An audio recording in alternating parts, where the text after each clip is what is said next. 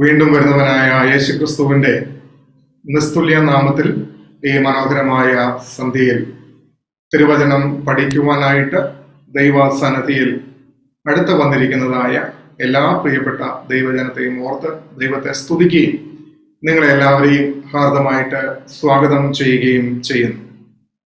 ഉൽപ്പത്തി പുസ്തകത്തിൽ കൂടെയുള്ളതായ പഠനമാണല്ലോ നാം നടത്തിക്കൊണ്ടിരിക്കുന്നത്. ഉൽപ്പത്തി പുസ്തകത്തിന്റെ 3 അധ്യായങ്ങൾ നമുക്ക് പഠിക്കുവാനായിട്ട് കഴിഞ്ഞു. 4-ാമത്തെ അധ്യായത്തിലേക്ക് പ്രാർത്ഥനാപൂർവം നമുക്ക് പ്രവേശിപ്പാനായിട്ട് ഇടയായിത്തീരട്ടെ. 4-ാമത്തെ അധ്യായത്തിലേക്ക് പ്രവേശിക്കുന്നതിന് മുന്നമേ ഒരു കാര്യം ഓർമ്മിപ്പിക്കുകയാണ്. ഉൽപ്പത്തി പുസ്തകം 50ഓളം അധ്യായങ്ങളുള്ളതായ ഈ ഉൽപ്പത്തി പുസ്തകം പ്രധാനമായിട്ടും 2ആയിട്ട് ആണ് ഡിവൈഡ് ചെയ്തിരിക്കുന്നത്. 1 മുതൽ 11 വരെയുള്ളതായ അധ്യായങ്ങൾ ഒരു സെഗ്മെന്റ് ആയിട്ടും 12 മുതൽ 50 വരെയുള്ള അധ്യായങ്ങൾ 2ാമത്തെ സെഗ്മെന്റ് ആയിട്ടും നിലകൊള്ളുന്നു.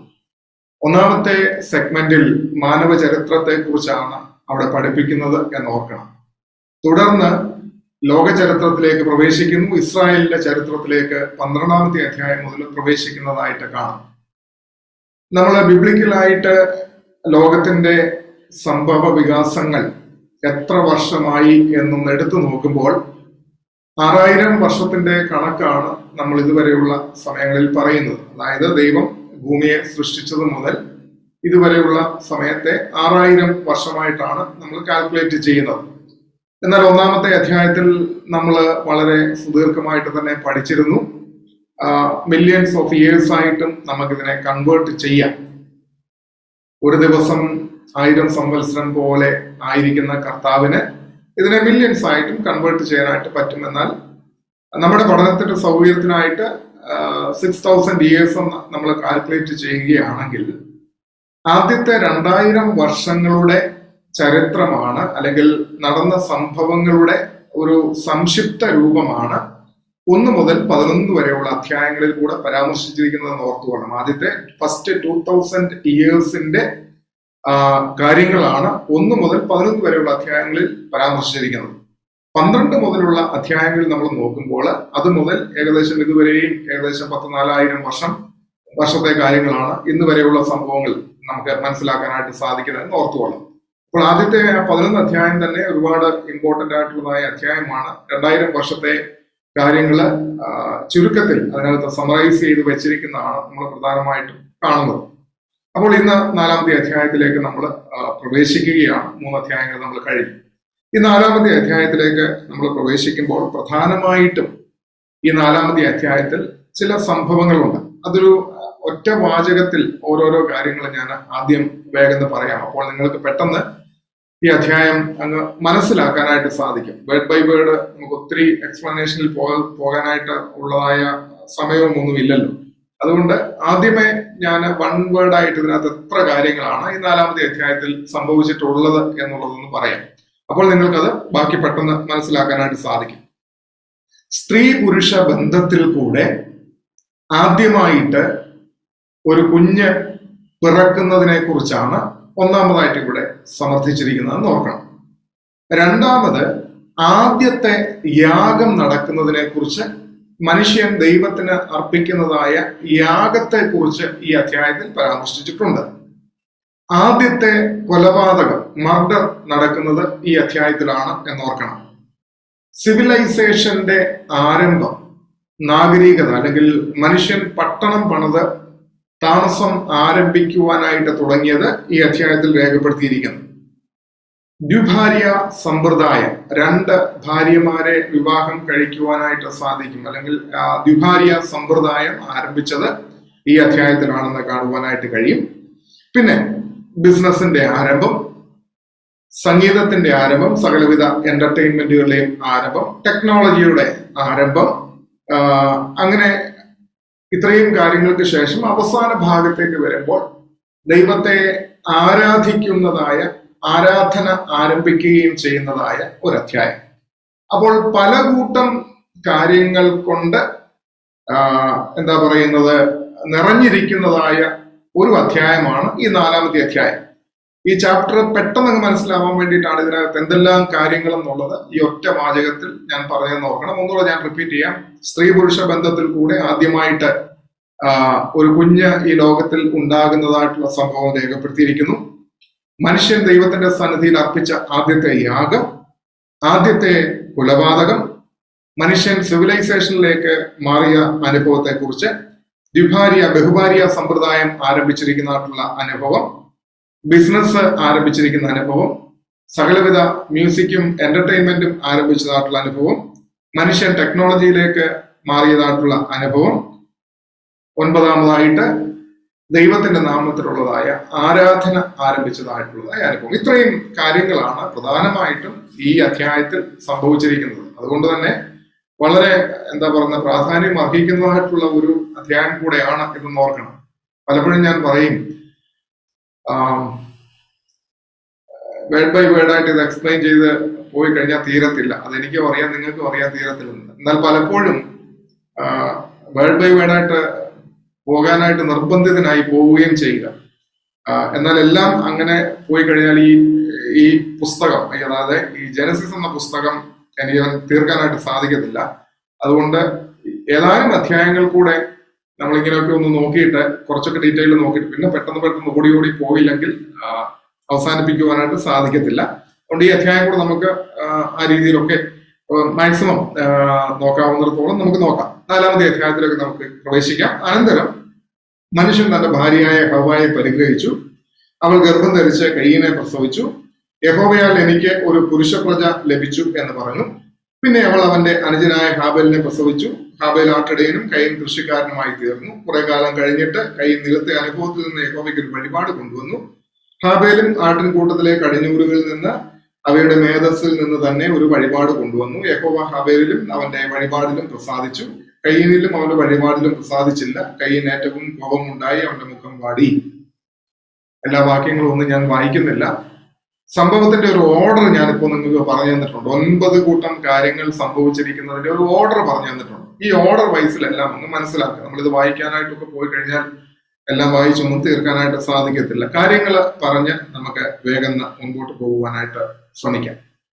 ആദ്യമായിട്ട് ഞാൻ ഓർമ്മിപ്പിച്ചത് സ്ത്രീ പുരുഷ ബന്ധത്തിൽ കൂടെ ഒരു സന്തതി ഭൂമിയിലേക്ക് വരുന്നതിനെ കുറിച്ചാണ് നമ്മൾ പ്രാരംഭത്തിൽ കണ്ടത്. ഇതിനു മുമ്പ് നമ്മൾ കണ്ടത് എന്താണ്? ആദാമിനെയും ഹവ്വായെയും യഹോവയായ ദൈവം മെനഞ്ഞ് ഉണ്ടാക്കുന്നതിനെ കുറിച്ചാണ് നമ്മൾ പഠിച്ചത്. അതുവരെ സ്ത്രീ പുരുഷ ബന്ധത്തിൽ കൂടെ ഒരു സന്തതി ഭൂമിയിൽ ഉണ്ടായിട്ടില്ല. എന്നാൽ ഇപ്പോൾ നമ്മൾ കാണുന്നത് എന്താണ്?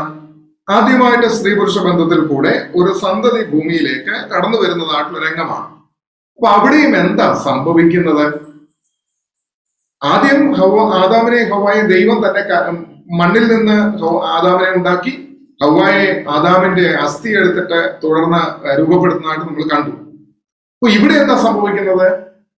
ഹവ്വായുടെ ഉദരത്തിൽ ഭയങ്കരവും അതിശയകരവുമായിട്ട് കയ്യിന്റെ ജനനം നടക്കുകയാണ്. അപ്പോ ആദാമിനെയും ഹവ്വായെയും ഒക്കെ ഉണ്ടാക്കിയതിനെക്കാട്ടിലും ഒരു പക്ഷേ കോംപ്ലിക്കേറ്റഡ് ആയിട്ടുള്ളതായ ഒരു അനുഭവത്തിലേക്കാണ് ഇപ്പോൾ വന്നിരിക്കുന്നതെന്ന് ഓർക്കണം. മറ്റേ അവരെ രൂപപ്പെടുത്തി ഉണ്ടാക്കിയെടുക്കുക. എന്നാൽ ഇത് അവരുടെ ഉള്ളിൽ ഫോം ചെയ്യപ്പെടുന്നതായിട്ടുള്ള അനുഭവം. സങ്കീർത്തനക്കാരൻ നമ്മളോട് പറഞ്ഞിരിക്കുന്നത് എന്താണ്?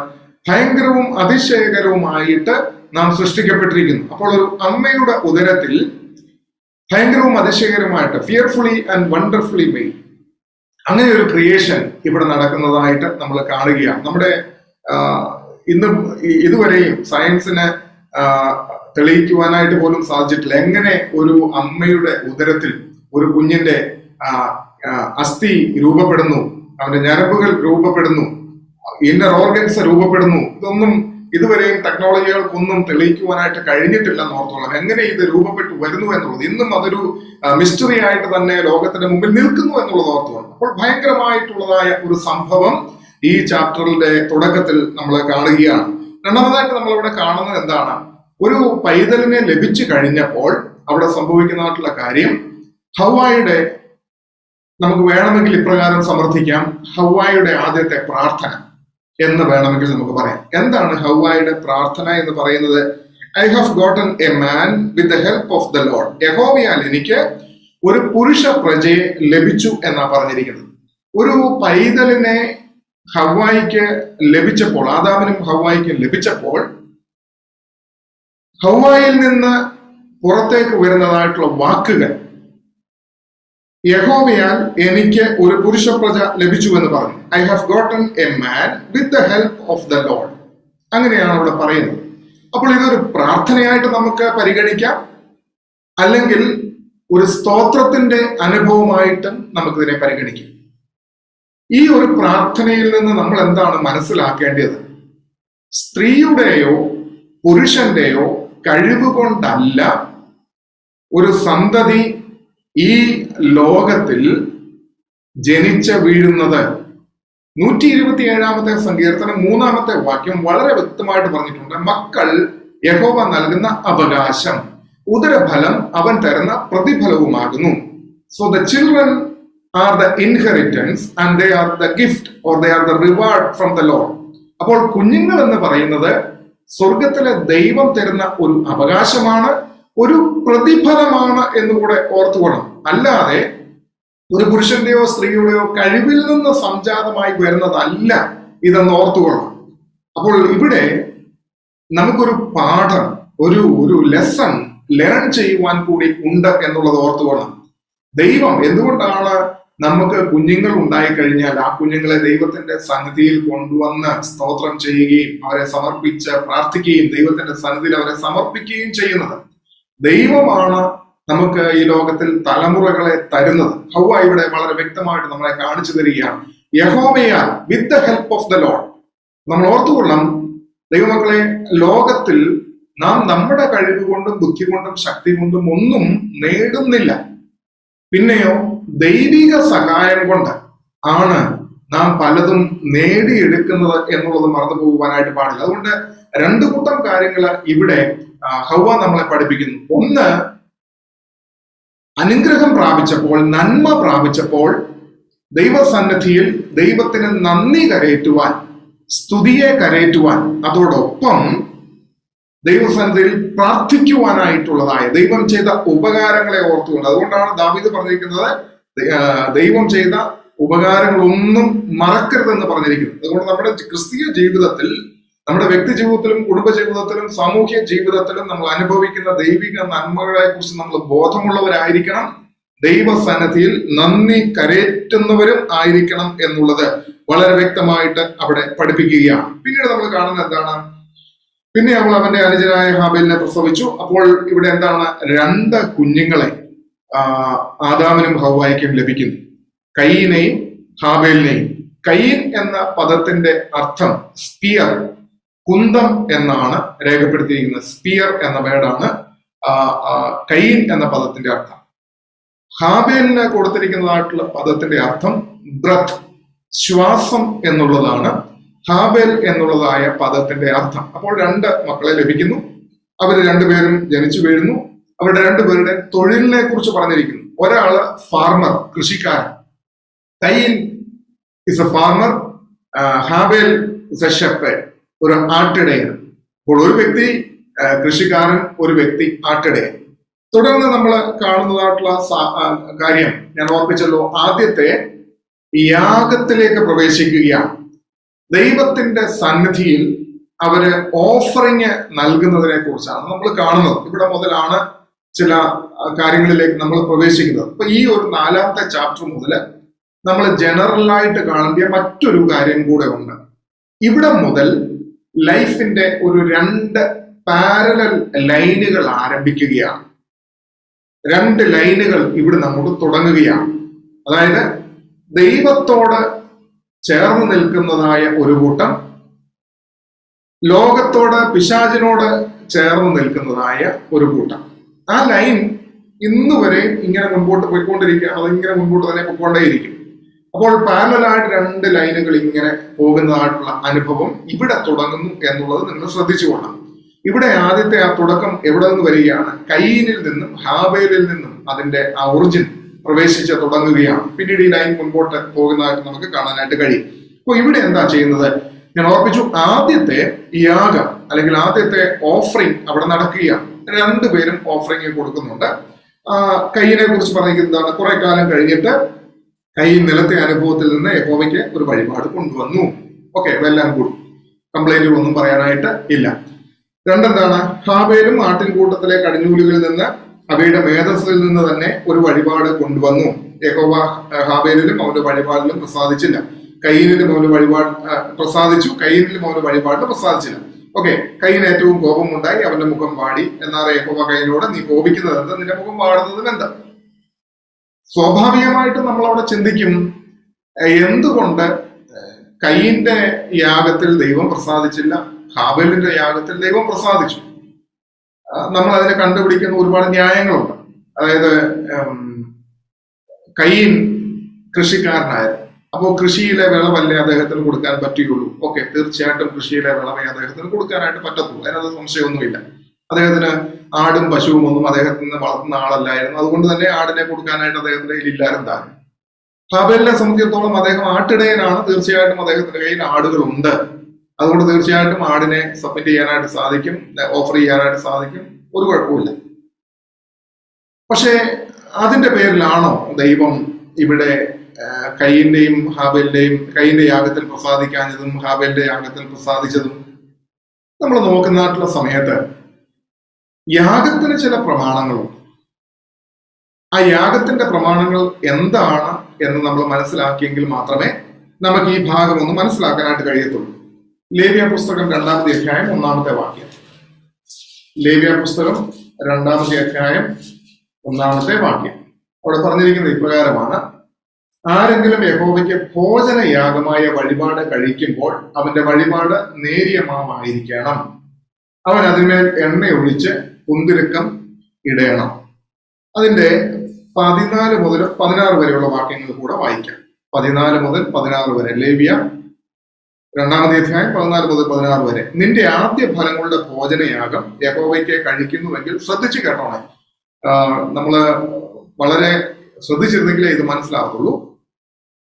നിന്റെ ആദ്യ ഫലങ്ങളുടെ ഭോജനയാഗം യഹോവയ്ക്ക് കഴിക്കുന്നു എങ്കിൽ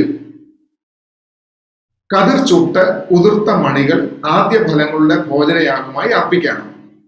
അതിന്മേൽ എണ്ണ ഒഴിച്ച് അതിന്മീതെ കുന്തിരിക്കവും ഇടണം, അതൊരു ഭോജനയാഗം. ഉതിർത്ത മണിയിലും എണ്ണയിലും കുറേശ്ശയും കുന്തിരിക്കവും മുഴുവനും പുരോഹിതൻ നിവേദ്യമായി ദഹിപ്പിക്കണം, അത് യഹോവയ്ക്കൊരു ദഹനയാഗം. ലേവ്യ പുസ്തകം നമ്മൾ പഠിക്കുമ്പോൾ 5 യാഗങ്ങളെ കുറിച്ച് നമുക്ക് കാണാം. അതിൽ 2-ാമത്തെ യാഗമാണ് മീൽ ഓഫറിംഗ് അഥവാ ദഹനയാഗം എന്ന് പറഞ്ഞിരിക്കുന്നതായിട്ടുള്ള, ഭോജനയാഗം എന്ന് പറഞ്ഞിരിക്കുന്നതായിട്ടുള്ള യാഗം മീൽ ഓഫറിംഗ് ആണ്. ഈ മീൽ ഓഫറിംഗിന്റെ പ്രത്യേകത എന്താകുന്നു എന്ന് ചോദിച്ചാൽ, ഇതിനകത്ത് രക്തമില്ല. ഇതിനകത്ത് രക്തമില്ലാതെ പല നിലകളിൽ ഇത് നമുക്ക് അർപ്പിക്കുവാനായിട്ട് കഴിയും. ആദ്യത്തെ വാക്യങ്ങളൊക്കെ നിങ്ങൾ വായിച്ചുകൊള്ളണം. അതായത് ആദ്യമേ നമ്മൾ കാണുന്നത് എന്താണ്? 1-ാമത്തെ വാക്യത്തിനകത്ത് പറഞ്ഞത് നേരിയ മാവ് വേണം, അതിനകത്ത് എണ്ണ ഒഴിക്കണം, അതിനകത്ത് കുന്തിരിക്കം ഇടണം എന്ന് പറഞ്ഞിരിക്കുന്നു. പിന്നെ 4-ാമത്തെ വാക്യം വരുമ്പോൾ തന്നെ, അടുപ്പത്ത് വെച്ച് ചുട്ടത് നീ ഭോജനയാഗമായി കഴിക്കുന്നു എങ്കിൽ അത് നേരിയ മാവ് കൊണ്ട് ഉണ്ടാക്കിയതോ എണ്ണ ചേർത്തതോ ആയിരിക്കണം. പിന്നെ നിന്റെ 7-ാമത്തെ വാക്യം, നിന്റെ വഴിപാട് ഉരുളിയിൽ ചുട്ട ഭോജനയാഗമാകുന്നുവെങ്കിൽ അത് എണ്ണ ചേർത്ത് നേരിയ മാവ് കൊണ്ട് ഉണ്ടാക്കേണ്ടതാണ്. പിന്നെ വരുമ്പോഴാണ് ഈ 14-ാമത്തെ വാക്യത്തിനകത്ത് കാണുന്നത് എന്താണ്? നിന്റെ ആദ്യ ഫലങ്ങളുടെ ഭോജനയാഗം യഹോവയ്ക്ക് കഴിക്കുന്നു എങ്കിൽ. അപ്പൊ എന്താണ് ഇവിടെ പറഞ്ഞിരിക്കുന്നത്? യാഗത്തിന് ഒരു ക്രമമുണ്ട്. അപ്പോൾ ആ ക്രമത്തിൽ വേണം കാര്യങ്ങള് അർപ്പിക്കേണ്ടത്. അപ്പൊ നിങ്ങളുടെ മനസ്സിൽ ഇപ്പോൾ ഒരു ചോദ്യം പോകും, ഞാൻ ഈ പറയുന്ന കാര്യം ലേവ്യ പുസ്തകത്തിൽ സംഭവിച്ചിരിക്കുന്ന കാര്യമല്ലേ? ഇതെങ്ങനെയാണ് ഈ പാവം പിടിച്ച കയ്യിന് മനസ്സിലാക്കാനായിട്ട് സാധിക്കുന്നത്? അദ്ദേഹമുള്ള സമയത്ത് ഈ ന്യായപ്രമാണം കൊടുത്തിട്ടില്ലല്ലോ. ശരിയാണ്, ന്യായമായ സംശയമാണ്. പക്ഷെങ്കിൽ ആദാമും ഹവ്വായും അല്ലെങ്കിൽ ഈ പറഞ്ഞ കയ്യിനും ഹാബേലും ഒക്കെ ജീവിക്കുന്നത് ഇപ്പോൾ മനസ്സാക്ഷി യുഗത്തിലാണ്. ഡിസ്പെൻസേഷൻ ഓഫ് കോൺഷ്യൻസ് എന്ന് പറയുന്നതായ മനസ്സാക്ഷി യുഗത്തിലാണ് ജീവിച്ചുകൊണ്ടിരിക്കുന്നത്.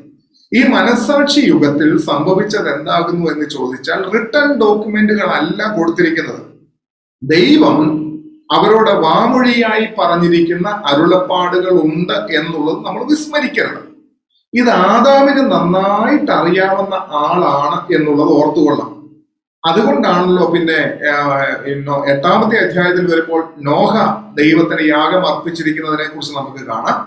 22-ാമത്തെ അധ്യായത്തിലേക്ക് വരുമ്പോൾ അബ്രഹാം ഇസഹാക്കിനെ യാഗം അർപ്പിക്കുന്നതായിട്ട് നമുക്ക് കാണാം. ഇവിടെ ഒന്നും റിട്ടേൺ ഡോക്യുമെന്റുകൾ ഇല്ലെന്ന് ഓർത്തുകൊള്ളാം. നമ്മൾ ഈ പറഞ്ഞ പോലെ ന്യായപ്രമാണം അവിടെ ഇല്ല. പക്ഷെങ്കിൽ മനസാക്ഷി യുഗത്തിൽ ജീവിക്കുന്നവർക്ക് ദൈവത്തിന്റെ അരുളപ്പാടുകൾ കൃത്യമായിട്ട് വാമൊഴിയായിട്ട് ലഭിക്കുന്നുണ്ട്. അത് ആദാമിന് ആദ്യം തന്നെ ലഭിച്ചതാണെന്ന് ഓർത്തുകൊള്ളാം. ആദാം ഏദൻ തോട്ടത്തിൽ പാപം ചെയ്തപ്പോൾ അത്തീല കൊണ്ട് തുന്നിയതായ മേലാട ധരിച്ചപ്പോൾ ദൈവം എന്ത് ചെയ്തു? ഒരു മൃഗത്തെ യാഗം അർപ്പിച്ച്, അല്ലെങ്കിൽ മൃഗത്തിന്റെ തോലുകൊണ്ടാണ് ആദാമിനെയും ഹവ്വായെയും അവിടെ ഉടുപ്പിക്കുന്നത് എന്നുള്ളത് നമ്മൾ കാണുവാനായിട്ട് പഠിക്കുവാനായിട്ട് കഴിഞ്ഞു എന്ന് ഓർക്കണം. അപ്പോൾ അവിടെ എന്താണ്? ആദാമിനെ ദൈവം കാണിച്ചു കൊടുത്തു. പാപത്തിന്റെ പരിഹാരത്തിന് ഒരു മൃഗം അറുക്കപ്പെടണം. അതിൽ നിന്ന് മാത്രമാണ് എന്ത് കിട്ടുകയുള്ളൂ? പാപമോചനവും പാപക്ഷമയും വിടുതലും പ്രാപിപ്പാനായിട്ട് കഴിയത്തുള്ളൂ. അപ്പോൾ ഇതൊക്കെ ദൈവം ആദാമിന് കാണിച്ചു കൊടുത്തിട്ടുണ്ട്. ആദാമിന്റെ സന്തതി പരമ്പര ഇത് മനസ്സിലാക്കിയിട്ടുണ്ട്. ഇത് മനസ്സിലാക്കിയിട്ടില്ല എന്ന് നമുക്ക് പറയുവാനായിട്ട് കഴിയത്തുമില്ല. അടുത്തത് പറയുന്നത് നിങ്ങൾക്ക് അതങ്ങ് ക്ലിയർ ആവും. അപ്പോൾ ഒന്നാമതായിട്ട് എന്താണ്? ഇവിടെ നിലത്തിൽ നിന്നുള്ളതായ യാഗമാണ്, ആദ്യഫലങ്ങളുടെ യാഗമാണ് അർപ്പിക്കുന്നതെങ്കിൽ അതിനകത്ത് ആദ്യഫലം വേണം. പിന്നെന്താണ്? എണ്ണ ഒഴിക്കണം. ദെൻ പിന്നെന്താ? കുന്തിരിക്കം വേണം. പിന്നെ കോമൺ ആയിട്ട് പറഞ്ഞിട്ടുണ്ട് ഉപ്പും ചേർക്കണം എന്നുള്ളത് പറഞ്ഞിട്ടുണ്ട്. ഓക്കെ, അപ്പം ഇവിടെ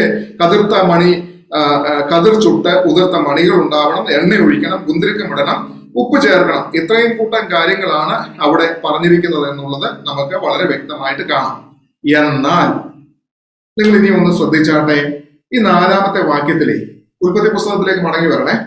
4-ാമത്തെ വാക്യത്തിനകത്ത് അവിടെ പറഞ്ഞിരിക്കുന്നത് എന്താ? 3-ാമത്തെ വാക്യത്തിനകത്ത് കുറെ കാലം കഴിഞ്ഞിട്ട് കയ്യിൽ നിലത്തെ അനുഭവത്തിൽ നിന്ന് യഹോവയ്ക്ക് ഒരു വഴിപാട് കൊണ്ടുവന്നു എന്നല്ലേ പറഞ്ഞേക്കുന്നത്.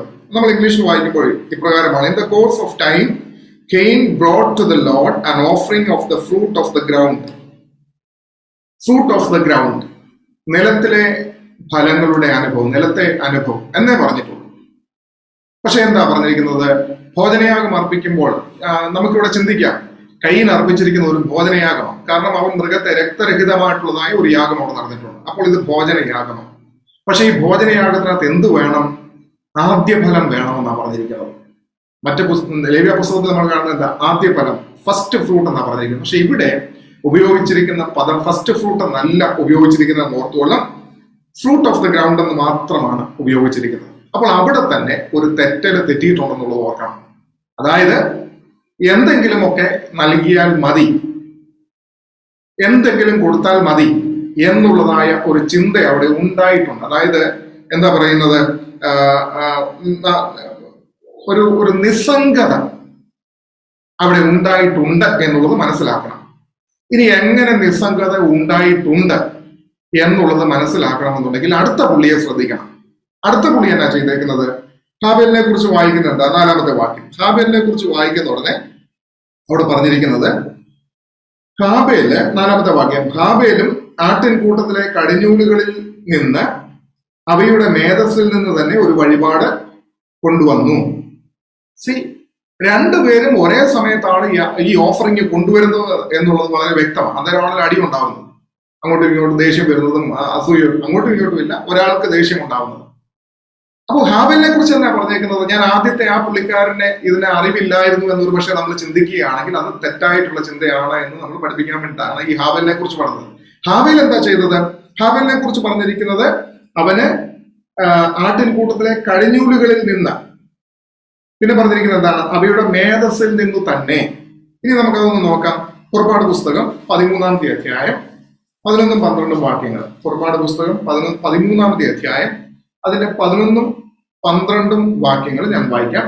യഹോവ നിന്നോടും നിന്റെ പിതാക്കന്മാരോടും സത്യം ചെയ്തതുപോലെ നിന്നെ കനാന്യരുടെ ദേശത്ത് കൊണ്ടുചെന്ന് അത് നിനക്ക് തരുമ്പോൾ കടിഞ്ഞൂലിനെയൊക്കെയും നിനക്കുള്ള മൃഗങ്ങളുടെ കടിഞ്ഞൂൽ പിറവിയൊക്കെയും നീ യഹോവയ്ക്കായി വേർതിരിക്കണം. ആണൊക്കെയും യഹോവയ്ക്കുള്ളതാകുന്നു. നോക്കിക്കാട്ടെ, ഇവിടെ എന്താ പറഞ്ഞിരിക്കുന്നത്?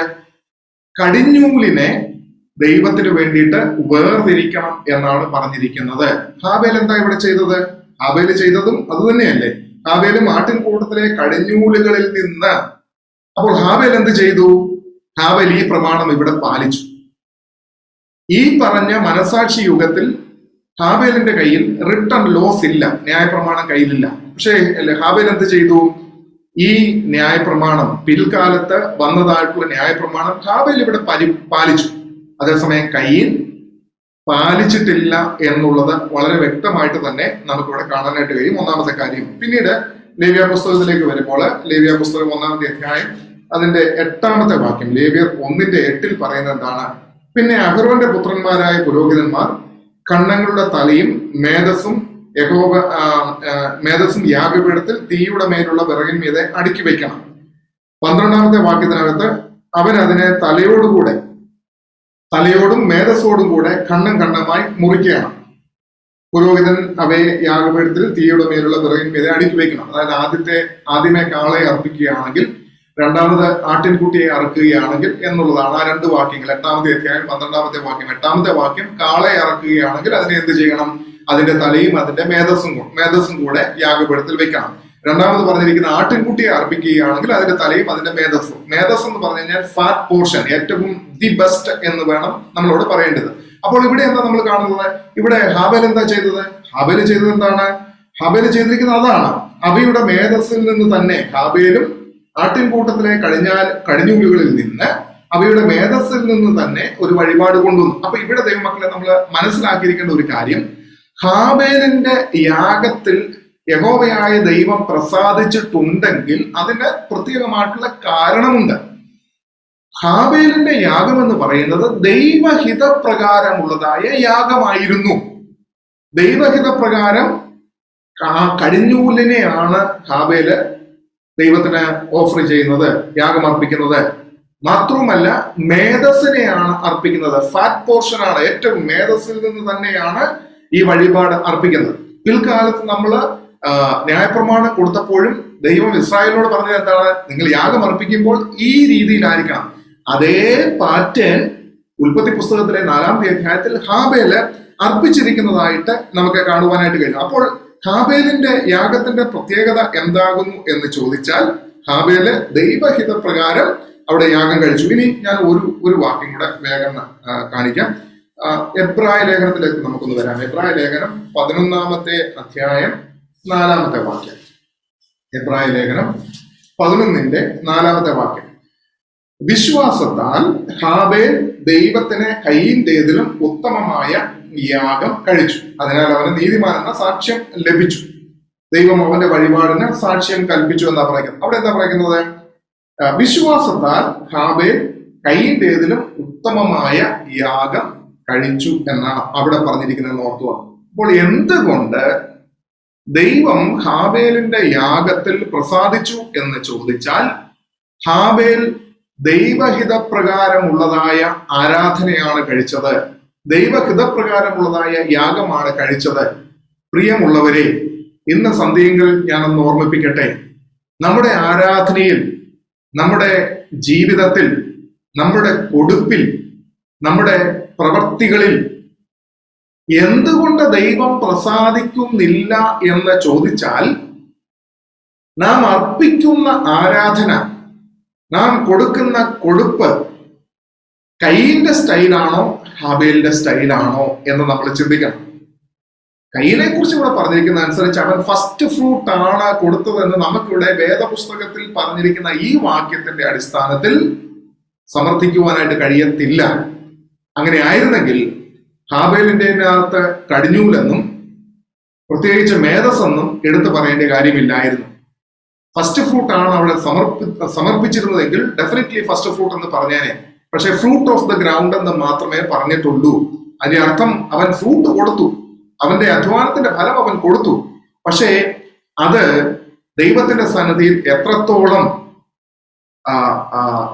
യോഗ്യതയുള്ളതായിരുന്നു, അല്ലെങ്കിൽ എത്രത്തോളം നല്ലതിനെയാണ് അവൻ സമർപ്പിച്ചത് എന്നുള്ളത് ഒരു ക്വസ്റ്റ്യൻ അവിടെ നമുക്ക് ഉയർന്നു വരുന്നുണ്ട് എന്നുള്ളത് വളരെ വ്യക്തമായിട്ട് ഓർത്തുകൊള്ളും. അതുകൊണ്ട് ഇവിടെ ഞാൻ ഓർപ്പിച്ചല്ലോ, വാമൊഴിയായിട്ടും വനമൊഴിയായിട്ടും മാതാം മുതൽ ഇത് കേട്ടു തുടങ്ങിയതാണ് എന്നോർക്കണം. അതുകൊണ്ട് കയ്യിലുള്ള സമയത്തും ഹാബേലുള്ള സമയത്തും ന്യായപ്രമാണം ഇല്ല എന്ന് പറഞ്ഞ് നമുക്ക് മാറുവാനായിട്ട് സാധ്യമല്ല. അതുകൊണ്ടാണ് ഞാൻ മുമ്പ് ഓർമ്മിപ്പിച്ചത്, നോഹയുടെ കാലത്തെ 8-ാമത്തെ അധ്യായം 20-ാമത്തെ വാക്യത്തിൽ നോഹയാഗം അർപ്പിച്ചിട്ടുണ്ട് ഫ്ലഡിന് ശേഷം. അതുപോലെ തന്നെ 22:7 വരുമ്പോൾ അബ്രഹാമിന്റെ യാഗവും അവിടെ ഉണ്ടായിരുന്നു എന്നുള്ളത് ഓർത്തു. ഇസ്ഹാക്കിനെ യാഗം അർപ്പിക്കുന്നതും അവിടെ ഉണ്ടായിരുന്നു എന്ന് ഓർത്തു. അപ്പോൾ ഇവിടെ തീർച്ചയായിട്ടും കയീനും ഹാബേലിനും അതറിയാമായിരുന്നു. ഹാബേൽ അതിന്റെ ഇമ്പോർട്ടൻസ് മനസ്സിലാക്കി കൃത്യമായിട്ട് അത് ചെയ്തു. കയീനെ സംബന്ധിച്ചിടത്തോളം ഒരു നിസ്സംഗ മനോഭാവത്തോടുകൂടെ ഈ പരിപാടി ചെയ്തു എന്ന് വേണം നമ്മൾ ചിന്തിക്കേണ്ടത്. നിസ്സംഗ മനോഭാവത്തോടുകൂടെ ചെയ്തതിന് ശേഷം ദൈവസന്നിധിയിൽ നമുക്ക് പ്രാഗൽഭ്യത്തോടുകൂടെ നിൽക്കുവാനായിട്ട് കഴിയുകയില്ല എന്നുള്ളത് ഇവിടെ നിന്ന് നമുക്ക് പഠിക്കുവാനായിട്ട് കഴിയുകയാണ്. എന്താണ് 4-ാമത്തെ വാക്യത്തിന്റെ അവസാനം പറഞ്ഞിരിക്കുന്നത്? യഹോവ ഹാബേലിലും അവന്റെ വഴിപാടിലും പ്രസാദിച്ചു. യഹോവ ഹാബേലിലും, ആ വാക്യം നിങ്ങൾ കണ്ടല്ലോ. യഹോവ ഹാബേലിലും അവന്റെ വഴിപാടിലും പ്രസാദിച്ചു. റൈറ്റ്? അപ്പം എന്താ സംഭവിച്ചേക്കുന്നത് അവിടെ? യഹോവ നമ്മുടെ ആരാധനയിൽ, നമ്മുടെ കൊടുപ്പിൽ ദൈവം പ്രസാദിക്കണമെന്നുണ്ടെങ്കിൽ 1 വ്യക്തി, 2 വ്യക്തിയുടെ പ്രവൃത്തി, അതാണ് നമ്മളവിടെ കാണുന്നത്. 1 ഹാബേൽ, 2 ഹാബേലിന്റെ പ്രവൃത്തിയാണ്. യാഗം കൊടുക്കുന്ന വഴിപാടെന്ന് പറഞ്ഞ ഹാബേലിന്റെ പ്രവൃത്തിയാണ്. അങ്ങനെയാണെങ്കിൽ ഇവിടെ എന്താ സംഭവിച്ചിരിക്കുന്നത്? ഹാബേൽ എന്ന് പറയുന്ന വ്യക്തിയിൽ ദൈവം പ്രസാദിച്ചു. അവന്റെ ജീവിതത്തിൽ ദൈവം പ്രസാദിച്ചു. നമ്മുടെ കർത്താവായ യേശു ക്രിസ്തുവിനെ കുറിച്ച് 2 പ്രാവശ്യം സ്വർഗം തുറന്ന് കർത്താവിനോട് ലോകം കേൾക്കെ സംസാരിക്കുന്ന ഒരു കാര്യമാണ്. This is my beloved son in whom I am well pleased. ഇവൻ എന്റെ പ്രിയപുത്രൻ, ഇവനിൽ ഞാൻ പ്രസാദിച്ചിരിക്കുന്നു. ഇത് എപ്പോഴൊക്കെയാ പറഞ്ഞത്? 2 പ്രാവശ്യമാണ് പറഞ്ഞത്. ഞാൻ ലേവ്യ പുസ്തകത്തിന്റെ 1-ാമത്തെ അധ്യായം ലേവ്യ യാഗങ്ങളെ കുറിച്ച് പഠിപ്പിച്ചതായിട്ടുള്ള സമയത്ത് എനിക്ക് തോന്നുന്നു നമ്മുടെ യൂസിനും പിന്നെ സേവന സമാജാംഗങ്ങൾക്കും അത് എടുത്തു കൊടുത്തു. 1 ചാപ്റ്റർ എടുക്കാൻ പറ്റിയുള്ളൂ. 5 ചാപ്റ്റർ എടുക്കേണ്ടി. പക്ഷെ കോവിഡൊക്കെ വന്ന് പരിപാടിയെല്ലാം പാളിപ്പോയി. ആ 1-ാമത്തെ അധ്യായം ഞാൻ പഠിപ്പിച്ചപ്പോൾ പറഞ്ഞിരുന്നത് കർത്താവായ യേശുക്രിസ്തുവിന്റെ ജീവിതത്തിൽ 2 പ്രാവശ്യം സ്വർഗം യേശുക്രിസ്തുവിനെ സർട്ടിഫൈ ചെയ്യുന്നുണ്ട്. യേശുക്രിസ്തുവിന്റെ ലൈഫിനെ സർട്ടിഫൈ ചെയ്യുന്നുണ്ട്. 1-ാമത് നമ്മൾ കാണുന്നത് എപ്പോഴാകുന്നു എന്ന് ചോദിച്ചു കഴിഞ്ഞാൽ, താൻ 30-ാമത്തെ വയസ്സിൽ ശുശ്രൂഷ ഏൽക്കുവാനായിട്ട് പോകുന്നതായിട്ടുള്ള സമയം. ആ 30-ാമത്തെ വയസ്സിൽ ശുശ്രൂഷ ഏൽക്കുവാനായിട്ട് പോകുന്നതായിട്ടുള്ള സമയത്തിൽ എന്താ സംഭവിച്ചത്? സ്വർഗം തുറന്നു. സ്നാനമേൽക്കുന്നതായിട്ടുള്ള വേളയിൽ, യോർദാൻ നദിയിൽ യോഹന്നാൻ സ്നാപകനാൽ സ്നാനമേൽക്കുന്നതായിട്ടുള്ള വേളയിൽ സംഭവിച്ച കാര്യം എന്താകുന്നു എന്ന് ചോദിച്ചാൽ, സ്വർഗം തുറന്നു. സ്വർഗം തുറന്നിട്ട് എന്താ പറഞ്ഞത്? ഇവൻ എന്റെ പ്രിയപുത്രൻ, ഇവനിൽ ഞാന് പ്രസാദിച്ചിരിക്കുന്നു എന്നുള്ളതായ സംസാരമാണ് അവിടെ സംഭവിക്കുന്നത്. അവിടെ മത്തായിയുടെ സുവിശേഷം 3-ാമത്തെ അധ്യായം 17-ാമത്തെ വാക്യം ഞാൻ വേഗം ഒന്ന് വായിക്കാം. മത്തായിയുടെ സുവിശേഷം 3-ാമത്തെ അധ്യായം 17-ാമത്തെ വാക്യം. അവിടെ പറഞ്ഞിരിക്കുന്നത്, ഇവൻ എന്റെ പ്രിയപുത്രൻ, ഇവനിൽ ഞാൻ പ്രസാദിച്ചിരിക്കുന്നു എന്ന് സ്വർഗത്തിൽ നിന്ന് ഒരു ശബ്ദം ഉണ്ടായി. എത്രാമത്തെ വയസ്സിലാണ് ദൈവമക്കളെ സംഭവിക്കുന്നത്? 30-ാമത്തെ വയസ്സിലാണ് കർത്താവ് സ്നാനമേൽക്കുന്നതെന്ന് ഓർത്തുകൊള്ളണം. അനേകരും യേശുക്രിസ്തുവിന്റെ ബാല്യകാലത്തെയും യൗവനകാലത്തെയും ചോദ്യം ചെയ്യുന്നുണ്ട്. അതായത് 12 വയസ്സ് വരെയുള്ള യേശുക്രിസ്തുവിന്റെ ചരിത്രം മാത്രമേ, ബാല്യകാല ചരിത്രം മാത്രമേ ബൈബിളിൽ പരാമർശിച്ചിട്ടുള്ളൂ. പിന്നെ ഒരു 18 വർഷം യേശു കർത്താവ് എവിടെയായിരുന്നു എന്നുള്ളത് ബൈബിളിൽ പരാമർശിച്ചിട്ടില്ല. ഈ 12 വയസ്സ് കഴിഞ്ഞതിന് ശേഷം യേശുക്രിസ്തുവിന്റെ കുറിച്ച് പരാമർശിക്കുന്നത് 30-ാമത്തെ വയസ്സിനെ കുറിച്ചാണ് പരാമർശിക്കുന്നത്, ഇവിടെ സ്നാനമേൽക്കുന്നതോടുകൂടെ.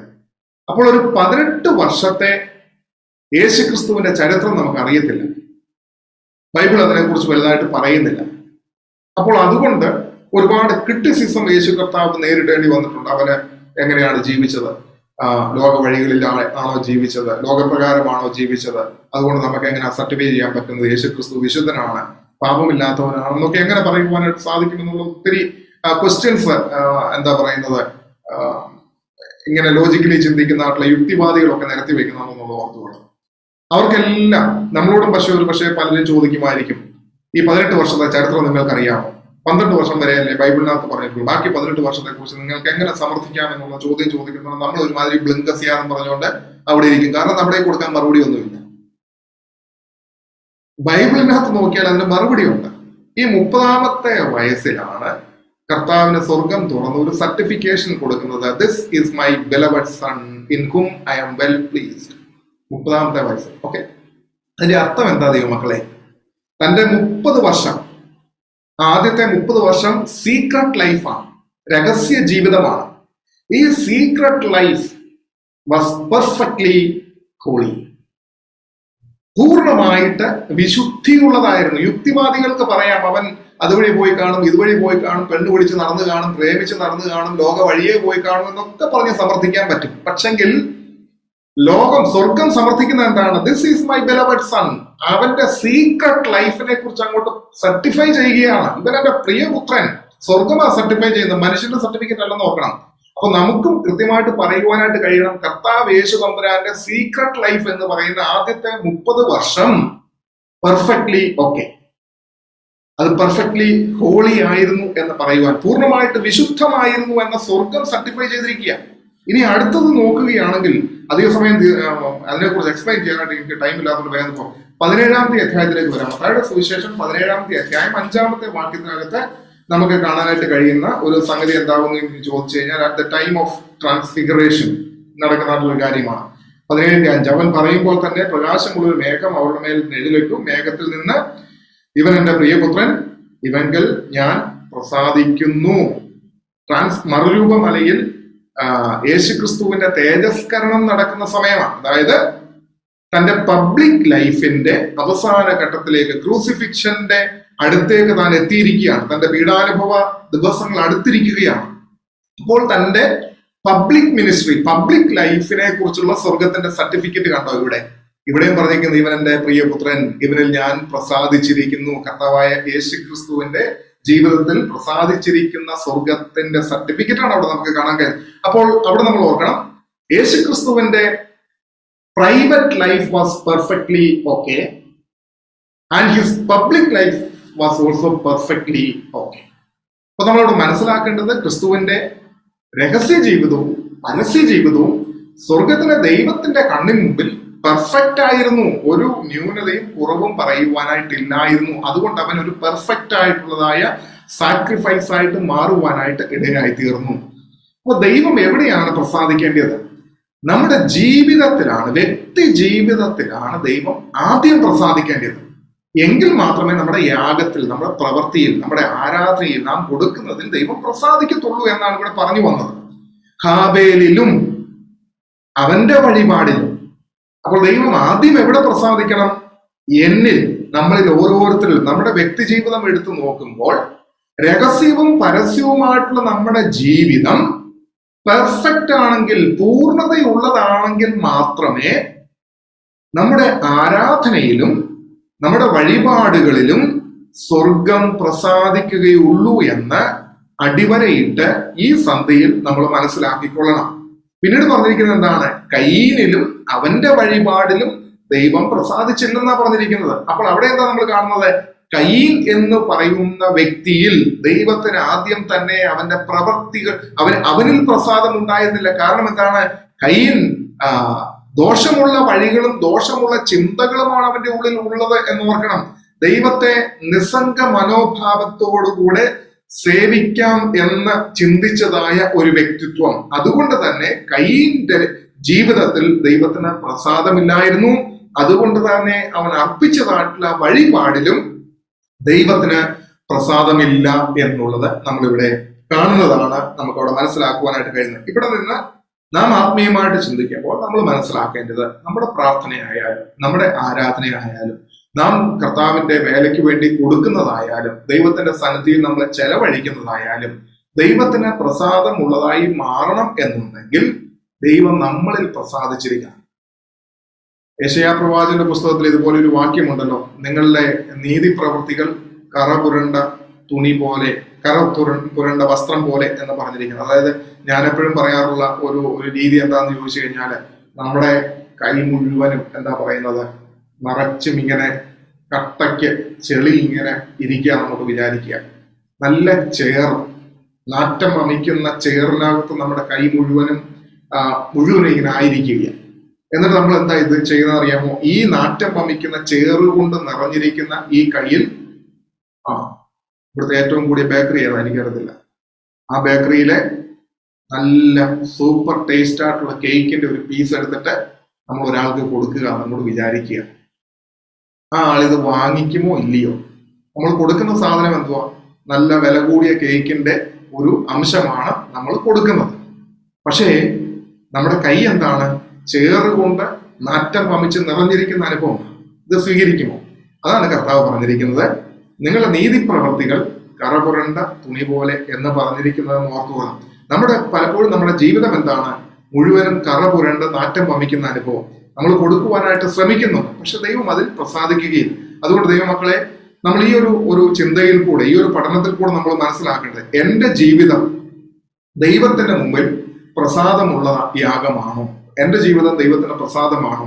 അങ്ങനെയാണെങ്കിൽ മാത്രമേ നമ്മുടെ പ്രാർത്ഥനയും നമ്മുടെ ആരാധനയും ദൈവത്തിന് പ്രസാദമാവുകയുള്ളൂ. അല്ലാതെ നാം എത്ര പ്രാർത്ഥിച്ചാലും, എത്ര ദൈവത്തിന്റെ സന്നിധിയിൽ ഉപവസിച്ചാലും, എങ്ങനെയൊക്കെ ദൈവത്തെ തലയും കുത്തി നിന്ന് ആരാധിച്ചാലും ദൈവം നമ്മുടെ ആരാധനകളിൽ പ്രസാദിക്കുകയില്ല എന്നുള്ളത് ഓർത്തുകൊള്ളണം. ഇസ്രായേലിനെ കുറിച്ച് പിന്നീട് നമ്മൾ മുൻപോട്ടുള്ളതായ പുസ്തകങ്ങളിലൊക്കെ നമ്മൾ പഠിക്കുന്നുണ്ട്. ഞാൻ അവരുടെ ആരാധന വെറുക്കുന്നു, അവരെ എന്റെ മുമ്പിൽ ധൂപം കാണിക്കുന്നത് ഞാൻ വെറുക്കുന്നു, അവരെന്റെ മുമ്പിൽ ശുശ്രൂഷ ചെയ്യുന്നത് ഞാൻ വെറുക്കുന്നു, അവരുടെ ആരാധനയിൽ എനിക്ക് താല്പര്യമില്ല. കാരണം ഇസ്രായേൽ വഴിതെറ്റി അങ്ങ് പോയി. മ്ലേച്ഛതകൾ മാത്രം കൊണ്ട് നിറഞ്ഞു നിൽക്കുന്ന ഒരു സമൂഹമായിട്ട് പാപം ചെയ്ത് ദൈവത്തിന് കൊള്ളരുതാത്തവരായി മാറിയപ്പോൾ ദൈവം അവരെ കുറിച്ച് പറഞ്ഞിരിക്കുക, ഞാൻ അവരുടെ ആരാധന വെറുക്കുന്നു, അവരുടെ യാഗം ഞാൻ വെറുക്കുന്നു, എന്റെ മുമ്പിൽ കാണിക്കുന്ന ധൂപം ഞാൻ വെറുക്കുന്നു.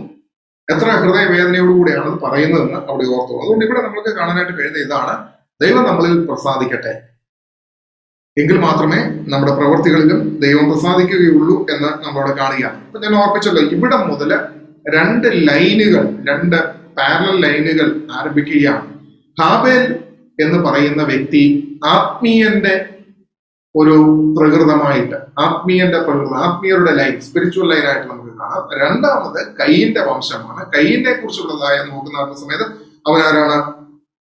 ജഡീകൻ അല്ലെങ്കിൽ പ്രാകൃതൻ ആയിട്ടുള്ളതായ ആളുകളുടെ ലൈനെയാണ്, അല്ലെങ്കിൽ പിശാചിന്റെ സന്തതി. ഒന്ന് ദൈവത്തിന്റെ പുത്രന്റെ ആ ലൈൻ പോകുന്നു, രണ്ട് പിശാചിന്റെ ലൈനും പോകുന്നതായിട്ട് കാണാനായിട്ട് കഴിയും. 1 കൊരിന്ത്യർ 2-ാമത്തെ അധ്യായം 14 മുതൽ ഉള്ള വാക്യങ്ങൾ ഞാൻ വേഗം വായിക്കാം. 1 കൊരിന്ത്യർ 2-ാമത്തെ അധ്യായം 14 മുതലുള്ളതായ വാക്യങ്ങൾ. എന്നാൽ പ്രാകൃത മനുഷ്യൻ ദൈവാത്മാവിന്റെ ഉപദേശം കൈക്കൊള്ളുന്നില്ല, അത് അവന് ഭോഷത്വം ആകുന്നു. ആത്മീകമായി വിവേചിക്കേണ്ടതാകിയാൽ അത് അവന് ഗ്രഹിപ്പാൻ കഴിയുന്നതുമല്ല. ആത്മീകനോ സകലത്തെയും വിവേചിക്കുന്നു, താൻ ആരാലും വിവേചിക്കപ്പെടുന്നതുമില്ല. കർത്താവിന്റെ മനസ്സറിഞ്ഞ് അവനെ ഗ്രഹിപ്പിക്കാവുന്നവൻ നാമോ ക്രിസ്തുവിന്റെ മനസ്സുള്ളവർ ആകുന്നു. എല്ലാം വായിച്ചത് മനസ്സിലായോ നിങ്ങൾക്ക്? അവിടെ പറഞ്ഞിരിക്കുന്നത് എന്താണ്? പ്രാകൃത മനുഷ്യനെ നമുക്ക് അവിടെ കാണാം, ജഡീക മനുഷ്യനെ അല്ലെങ്കിൽ പ്രാകൃത മനുഷ്യൻ അഥവാ ജഡീക മനുഷ്യനെ കാണാൻ കഴിയും. അതോടൊപ്പം തന്നെ ആത്മീക മനുഷ്യനെയും നമുക്ക് അവിടെ കാണുവാനായിട്ട് കഴിയും. ഇവിടെ എന്താ പറഞ്ഞിരിക്കുന്നത്? പ്രാകൃത മനുഷ്യൻ ദൈവാത്മാവിന്റെ ഉപദേശം കൈക്കൊള്ളുന്നില്ല, അതവന് ഭോഷത്വം ആകുന്നു. ആത്മീയമായി വിവേചിക്കേണ്ടതാകിയാൽ അതവന് ഗ്രഹിപ്പാൻ കഴിയുന്നതുമല്ല. 15-ാമത്തെ വാക്യം, ആത്മീകനോ സകലത്തെയും വിവേചിക്കുന്നു, താൻ ആരാലും വിവേചിക്കപ്പെടുന്നതുമില്ല. കർത്താവിന്റെ മനസ്സറിഞ്ഞ് അവനെ ഗ്രഹിപ്പിക്കാകുന്നവൻ അവനെ സംബന്ധിച്ചിടത്തോളം എന്താ അവിടെ സംഭവിച്ചത്? കർത്താവിന്റെ മനസ്സറിഞ്ഞ് പ്രവർത്തിപ്പാനായിട്ട് ഹാബേലിന് അവിടെ ഇടയായി തീർന്നു എന്നുള്ളതാണ് നമുക്ക് അവിടെ കാണാനായിട്ട് കഴിയുന്നത്. തുടർന്ന് നമ്മൾ കാണുന്ന കാര്യം എന്താണ്? വേഗം ഞാൻ മുമ്പോട്ട് പോട്ടെ. ഇങ്ങനെ കർത്താവ് അവന്റെ വഴിപാടിൽ പ്രസാദിക്കാതെ വന്നപ്പോൾ കയ്യിന് ഏറ്റവും കോപമുണ്ടായി, അവന്റെ മുഖം വാടി. എന്നാൽ യഹോവ കയ്യിനോട്, നീ കോപിക്കുന്നത് എന്തിന്? നിന്റെ മുഖം വാടുന്നതും എന്ത്? നീ നന്മ ചെയ്യുന്നുവെങ്കിൽ പ്രസാദം ഉണ്ടാകുകയില്ലയോ? നീ നന്മ ചെയ്യുന്നില്ലെങ്കിലോ പാപം വാതിൽക്കൽ കിടക്കുന്നു, അതിന്റെ ആഗ്രഹം നിങ്ങളിലേക്കാകുന്നു, നീയോ അതിനെ കീഴടക്കണം എന്ന് കൽപ്പിച്ചു. ഇവിടെ കയ്യൻ നിരാശിതനാവുകയാണ്. അങ്ങനെ നിരാശിതനാവുന്നതോടൊപ്പം അദ്ദേഹത്തിന് സംഭവിക്കുന്ന എന്താണ്? അദ്ദേഹം കോപിഷ്ഠനായി മാറുകയാണ്. സഹോദരന് യാഗത്തിൽ ദൈവം പ്രസാദിച്ചു എന്നുള്ളത് ഉള്ളിൽ അവന് അസൂയ ജനിപ്പിക്കുന്നു. അവന്റെ ഉള്ളിൽ വൈരാഗ്യം രംഗപ്രവേശനം ചെയ്യുന്നു. അത് മുഖാന്തരം കോപത്തിൽ അവൻ ജ്വലിക്കുവാനായിട്ട് ഇടയായിത്തീരുന്നു. കർത്താവിനോട് ചോദിക്കാം, നീ കോപിക്കുന്നത് എന്തിന്? നിന്റെ മുഖം പാടുന്നതും എന്തിന്? അടുത്ത ചോദ്യം, നീ നന്മ ചെയ്യുന്നു എങ്കിൽ പ്രസാദം ഉണ്ടാകുകയില്ലയോ? അതിന്റെ അർത്ഥം എന്താ? നീ നന്മ ചെയ്യുന്നില്ല എന്നല്ലേ? നീ നന്മ ചെയ്യുന്നു എങ്കിൽ പ്രസാദം ഉണ്ടാകുകയില്ലയോ? നീ നന്മ ചെയ്യുന്നില്ലെങ്കിലോ പാപം വാതിൽക്കൽ കിടക്കുന്നു. അപ്പോൾ അവിടെയും ഒരു ക്ലൂ കിടപ്പുണ്ട്. കയ്യിനെ സംബന്ധിച്ചിടത്തോളം നന്മ ചെയ്യുന്നവനായിരുന്നില്ല എന്നുള്ളത് വളരെ വ്യക്തമായിട്ട് അതിൽ നിന്ന് നമുക്ക് കാണുവാനായിട്ട് കഴിയും. നീ നന്മ ചെയ്യുന്നു എങ്കിൽ പ്രസാദം ഉണ്ടാകും. അതിന്റെ അർത്ഥം നീ നന്മ ചെയ്യുന്നില്ല. നീ യാഗം അർപ്പിച്ച അനുഭവത്തിൽ കൂടെ നീ നന്മ ചെയ്യുന്നവനല്ല. നിന്റെ നിസ്സംഗ മനോഭാവം, അല്ലെങ്കിൽ എന്താ പറയുന്നത്, ദൈവത്തിന്റെ സന്നിധിയിൽ ആയിരിക്കേണ്ടുന്നത് പോലെ നിന്റെ ജീവിതം ആയിരിക്കുന്നില്ല എന്നുള്ളതായ നിസ്സംഗതയോടുകൂടെ കാര്യങ്ങളെ കണ്ടതായ ഒരു വ്യക്തിത്വമാണ് അദ്ദേഹം എന്ന് ഇവിടെ നമുക്ക് കാണാനായിട്ട് പഠിക്കാനായിട്ട് സാധിക്കുകയാണ്. അതുകൊണ്ട് സംഭവിക്കുന്നത് എന്താണ്? കർത്താവ് പറയാം, നീ നന്മ ചെയ്യുന്നില്ലെങ്കിൽ പാപം എന്താണ്? നിന്റെ വാതിൽക്കൽ കിടക്കുന്നു, അതിന്റെ ആഗ്രഹം നിങ്കിലേക്കാകുന്നു, നീയോ അതിനെ കീഴടക്കണം എന്നാ പറഞ്ഞിരിക്കുന്നത്. ഇവിടെ പറഞ്ഞിരിക്കുന്നതിന്റെ ഒരു കാര്യം കൂടെ പുതിയ നിയമത്തിൽ നിന്നുകൂടെ പെട്ടെന്ന് ഒന്ന് ചൂണ്ടിക്കാണിക്കാം. 1 തിമോത്തിയോസ് 6-ാമത്തെ അധ്യായം 3 മുതൽ 11 വരെയുള്ള വാക്യങ്ങൾ. 1 തിമോത്തിയോസ്, ചാപ്റ്റർ 6 3 to 11 ആണ്. ഞാൻ എല്ലാവർക്കും വായിക്കാൻ പോയി കഴിഞ്ഞാൽ സമയം അങ്ങ് പോകും. നിങ്ങൾ വായിച്ചോണേ. 1 Timothy chapter 6 verses from 3 to 11. 11th verse മാത്രം ഞാൻ വായിക്കാം. നീയോ ദൈവത്തിന്റെ മനുഷ്യനായുള്ളവേ, അത് വിട്ടോടി നീതി, ഭക്തി, വിശ്വാസം, സ്നേഹം, ക്ഷമ, സൗമ്യത എന്നിവയെ പിന്തുടരുക. നീയോ ദൈവത്തിന്റെ മനുഷ്യനായുള്ളവേ, അത് വിട്ടോടി. ഏത് വിട്ടോടണം എന്നുള്ളത് 3-ാമത്തെ വാക്യം മുതൽ 10-ാമത്തെ വാക്യം വരെ വായിക്കുമ്പോൾ അവിടെ പറഞ്ഞിട്ടുണ്ട്. ആത്മീകൻ, ഒരു ദൈവ മനുഷ്യൻ, ദൈവത്തിന്റെ പൈതൽ എന്ത് വിട്ടോടണം എന്നുള്ളത് സ്പെസിഫിക് ആയിട്ട് 1 by 1 ആയിട്ട് അവിടെ പറഞ്ഞിട്ടുണ്ട്. ഞാനതെല്ലാം ഇപ്പൊ പറയാനായിട്ട് ഉദ്ദേശിക്കുന്നില്ല, നിങ്ങളത് നോക്കി വായിച്ചു കൊടുക്കുക. അപ്പം ദൈവം ആത്മീയനോട് പറയുന്നത് എന്താണ്? ഈ 3 മുതൽ 10 വരെയുള്ള വാക്യങ്ങൾ ജഡീകന്റെ സ്വഭാവങ്ങളെ കുറിച്ചാണ് പരാമർശിച്ചിരിക്കുന്നത്. പ്രാകൃതനായ മനുഷ്യന്റെ സ്വഭാവത്തെ കുറിച്ചാണ് പരാമർശിച്ചിരിക്കുന്നത്. എന്നാൽ ആത്മീയൻ എന്ത് ചെയ്യണം? നീ അത് വിട്ടോടണം എന്നാണ് പറഞ്ഞിരിക്കുന്നത്. നീ വിട്ടോടിയിട്ട് നീ പിൻപറ്റേണ്ടുന്നതായിട്ടുള്ള ചില കാര്യങ്ങളെ കുറിച്ചും അവിടെ പറഞ്ഞിട്ടുണ്ട്. അപ്പോൾ ഇവിടെ ദൈവം കയ്യിനോടും പറയുന്നതായിട്ടുള്ള കാര്യം എന്താണ്? പാപം നിന്റെ വാതിൽക്കൽ കിടക്കുന്നു, നീ നന്മ ചെയ്യുന്നില്ല. നീ നന്മ ചെയ്യാത്തത് കൊണ്ട് നിന്റെ ഉള്ളിൽ എന്തുണ്ട്? ജഡീകത്വമുണ്ട്. നീ പ്രാകൃതന്റെ സ്വഭാവത്തിൽ ജീവിക്കുന്നു. പാപം നിന്റെ വാതിൽക്കൽ കിടക്കുന്നു, അതിന്റെ ആഗ്രഹം നിങ്കിലേക്കാകുന്നു, നീയോ അതിനെ കീഴടക്കണം. ഉൽപ്പത്തിയിൽ ദൈവം പറഞ്ഞു, മനുഷ്യൻ പാപത്തിന് കീഴടങ്ങരുത്, പാപത്തെ കീഴടക്കണം എന്നാണ് പറഞ്ഞിരിക്കുന്നത്. ഇന്ന് നമുക്ക് കാണാനായിട്ട് കഴിയുന്നത് എന്താണ്? ലോകത്തോട്, ദൈവമക്കളോട് സ്വർഗം സംസാരിച്ചു കൊണ്ടിരിക്കുന്നത് നാം പാപത്തിന് കീഴടങ്ങണമെന്നല്ല, പാപത്തെ നാം കീഴടക്കണം, നീ അത് വിട്ടോടണം എന്നാ പറയുന്നത്. പാപം എവിടെ കിടക്കണം എന്നാ പറഞ്ഞത്? നീ ഡോറ് തുറന്നാൽ എന്ത് സംഭവിക്കും? നിന്റെ വാതിൽക്കൽ കിടപ്പുണ്ട്, അതിന്റെ ആഗ്രഹം എന്താണ്?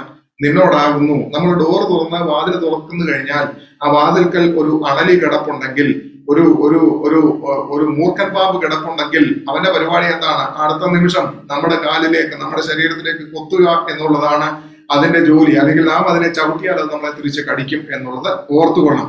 എപ്പോഴും പാപത്തിന്റെ ആഗ്രഹം ആത്മീകനെ കീഴടക്കുക എന്നുള്ളതാണ്. ഇവിടെയും സംഭവിച്ചത് എന്താണ്? കയീൻ എന്ന് പറയുന്ന ജഡീകൻ, പ്രാകൃതൻ, ആത്മീയനായ ഹാബേലിനെ കീഴടക്കുന്ന രംഗം ഇവിടെ നമുക്ക് കാണാനായിട്ട് കഴിയും. അപ്പോൾ എപ്പോഴും ലോകം ദൈവ പൈതലിനെ കീഴടക്കുവാൻ വേണ്ടിയിട്ട് ശ്രമിക്കും. എന്നാൽ ദൈവമക്കൾ എന്ത് ചെയ്യണം എന്ന് പറയാം? നീ അതിനെ കീഴടക്കണം, നീ പാപത്തെ കീഴടക്കണം, ലോകത്തെ നീ കീഴടക്കണം എന്നുള്ളത് കൽപ്പിച്ചു എന്നാണ് പറയുന്നത്, ഒരു കൽപ്പനയാണ്. ദൈവമക്കളെ, ഇന്ന് നമ്മളൊരു പോസ്റ്റ് മോഡേൺ വേൾഡിലാണ് ജീവിക്കുന്നത് ഓർത്തുകൊള്ളാം. നമ്മുടെ എല്ലാവരുടെയും ലൈഫിൽ എന്തുണ്ട്? നമ്മുടെ എല്ലാവരുടെയും ലൈഫിൽ പാപം അതിന്റെ വാതിൽക്കൽ കിടക്കുന്നുണ്ട് എന്ന് പറഞ്ഞു കഴിഞ്ഞാൽ നമ്മുടെ കയ്യിലെല്ലാം എന്തുണ്ട്? മൊബൈൽ ഫോൺ ഉണ്ട്, അല്ലെ? ഇന്ന് ഏറ്റവും ലേറ്റസ്റ്റ് ഫോണുകളൊക്കെ ഇറങ്ങിക്കൊണ്ടിരിക്കുക. ഇപ്പൊ iPhone 13 വരെ ഇറങ്ങി.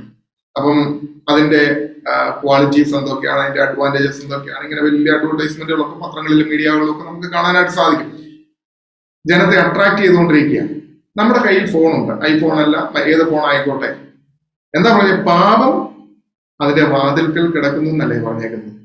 എവിടെ കിടക്കുക? ഒരു വിൻഡോ ഒന്ന് മാറ്റിക്കഴിഞ്ഞാൽ എന്താ സംഭവിക്കുന്നത്?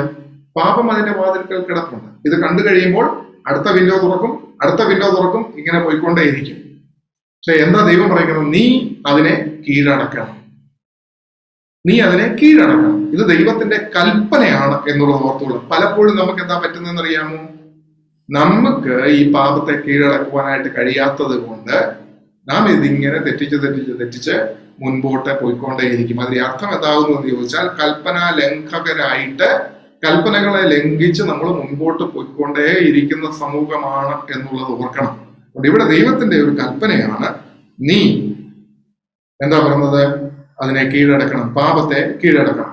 തുടർന്ന് നമ്മൾ വായിക്കുന്നു 8 മുതലുള്ള വാക്യങ്ങൾ നോക്കുന്നതാണ്. കയീൻ എന്ത് ചെയ്യുകയാണ്? കയീൻ തന്റെ അനുജനായ ഹാബേലിനോട് നാം വയലിലേക്ക് പോക എന്ന് പറഞ്ഞു. അവർ വയലിൽ ഇരിക്കുമ്പോൾ കയീൻ തന്റെ അനുജനായ ഹാബേലിനോട് കയർത്ത് അവനെ കൊന്നു. ആദ്യത്തെ കൊലപാതകം. അതായത് ഹാബേൽ ഇവിടെ മരിക്കുകയാണ്.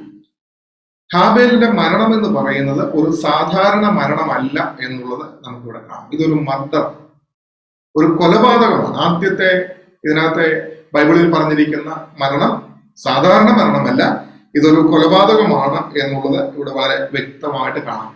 മാത്രവുമല്ല, ഈ കൊലപാതകത്തിന് നമ്മൾ കുറച്ചുകൂടെ ഒരു പ്രാധാന്യം കൽപ്പിച്ച് അതിന്റെ ആഴത്തിലേക്ക് ഇറങ്ങി നോക്കിക്കഴിഞ്ഞാൽ മതഭക്തിയുടെ പേരിലുള്ളതായ ഒരു കൊലപാതകമായിട്ട് വേണമെങ്കിൽ കൂടി ഇതിനെ നമുക്ക് കാണാം. മതഭക്തിയുടെ പേരിലുള്ള കൊലപാതകം. നമ്മൾ ഓർക്കണം, ഇന്നും ലോകം അതിൽ നിന്ന് മുക്തരായിട്ടില്ല എന്ന് ഓർക്കണം.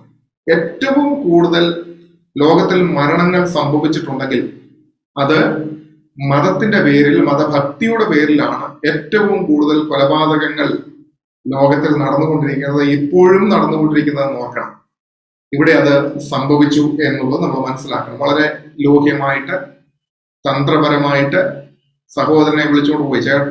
അനിയൻ വിചാരിച്ചു യാഗമൊക്കെ അർപ്പിച്ച് കഴിഞ്ഞതല്ലേ, അപ്പം അതിന്റെ ഒരു സന്തോഷത്തിന് വേണ്ടിയിട്ട് ചേട്ടൻ തന്നെ വിളിച്ചുകൊണ്ട് പോവുകയാണ്, സെലിബ്രേറ്റ് ചെയ്യാൻ വിളിച്ചുകൊണ്ട് പോവുകയാണ് എന്നുള്ള ചിന്തയിൽ പാവത്താൻ പോയതാണ് കൂടെ. പക്ഷേ എന്താ സംഭവിച്ചത്? വയലിൽ ചെന്നപ്പം അങ്ങോട്ടും ഇങ്ങോട്ടും തർക്കം ആരംഭിച്ചു, ആർഗ്യുമെന്റ് ആരംഭിച്ച് കൊല്ലുവാനായിട്ട് ഇടയായിത്തീർന്നു. എന്താ ഇവിടെ സംഭവിക്കുന്നത്?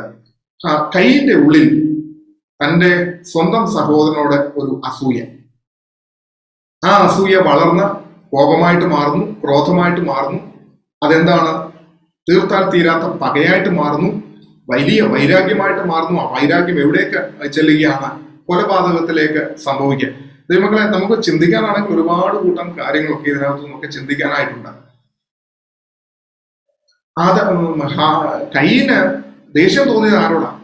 സ്വന്തം സഹോദരനോടാ തോന്നിയതെന്ന് ഓർക്കണം, ഇല്ലേ? ഇപ്പൊ വേറൊരുത്തരാണെങ്കിൽ, ഒരു ഡിസ്റ്റന്റ് റിലേറ്റീവോ അല്ലെങ്കിൽ നമുക്ക് വലിയ പരിചയമൊന്നും ഇല്ലാത്തതായ ഒരു വ്യക്തിക്കോ ആണ് ഈ പ്രകാരം ദൈവത്തിന്റെ പ്രസാദം ഉണ്ടായെങ്കിൽ നമുക്ക് അത്രയും ബുദ്ധിമുട്ട് വരുമോ? എനിക്ക് തോന്നുന്നില്ല അത്രയും വലിയ ബുദ്ധിമുട്ട് വരുമെന്ന്. നമുക്ക് ഏറ്റവും അടുത്തിരിക്കുന്നവർക്ക് ഒരു നന്മ ഉണ്ടാകുമ്പോൾ, സ്വന്തം സഹോദരൻ ഒരു നന്മ ഉണ്ടാകുമ്പോൾ അതങ്ങോട്ട് ഉൾക്കൊള്ളുവാനായിട്ട് കഴിയുന്നില്ല, അംഗീകരിക്കുവാനായിട്ട് കഴിയുന്നില്ല. അപ്പൊ എന്ത് സംഭവിക്കുകയാണ്? നാം അവരോട് പ്രതികരിക്കുന്നു. മറിച്ച് അയലോക്കക്കാരനാണ് ഒരു നന്മ ഉണ്ടാകുന്നുണ്ടെങ്കിൽ നമുക്ക് വലിയ പ്രശ്നമൊന്നുമില്ല, വലുതായിട്ട് നമ്മളെ ബാധിക്കത്തില്ല. ഇത് ആത്മീക ഗോളത്തിലുമുണ്ട് എന്നുള്ളത് നമ്മൾ മനസ്സിലാക്കിക്കൊള്ളണം. പ്രവർത്തകരുടെ ഇടയിൽ, കർത്താവിന്റെ ശുശ്രൂഷക്കാരെന്ന് അഭിമാനിക്കുന്ന വേലക്കാരുടെ ഇടയിലും ഇതുണ്ട് എന്നുള്ളത് ഓർത്തുകൊണ്ട്, മറ്റൊരു വ്യക്തി നന്നായിട്ടൊരു കാര്യം ചെയ്തു, അപ്രീഷിയേറ്റ് ചെയ്യപ്പെടേണ്ടതായിട്ടുള്ള ഒരു കാര്യം ചെയ്തു, ആളുകൾ അപ്രീഷിയേറ്റ് ചെയ്തു കഴിഞ്ഞാൽ എന്താണ്? മറ്റുള്ള കൂട്ടുപ്രവർത്തകർക്ക് ഭയങ്കര ബുദ്ധിമുട്ടാണ്, അല്ലേ? ഒന്ന് അംഗീകരിക്കാൻ, അക്സെപ്റ്റ് ചെയ്യുവാനായിട്ട് സാധിക്കത്തില്ല. എന്നാൽ വേറൊരു സഭയിലെ ഒരു പട്ടക്കാരനാണ് അത് ചെയ്തിരിക്കുന്നതെന്നുണ്ടെങ്കിൽ യാതൊരു പ്രശ്നവുമില്ല. നമ്മളെ യേശുന്ന കാര്യമല്ല. നമ്മളോട് ഏറ്റവും അടുത്തിരിക്കുന്നവർക്ക്, അല്ലെങ്കിൽ നാം ഉൾപ്പെട്ടിരിക്കുന്ന സമൂഹത്തിൽ ഒരുത്തന് ഒരു അനുഗ്രഹം ഉണ്ടായാൽ ആ അനുഗ്രഹത്തെ ഉൾക്കൊള്ളുവാൻ നമുക്ക് കഴിയാതെ വരുന്നു.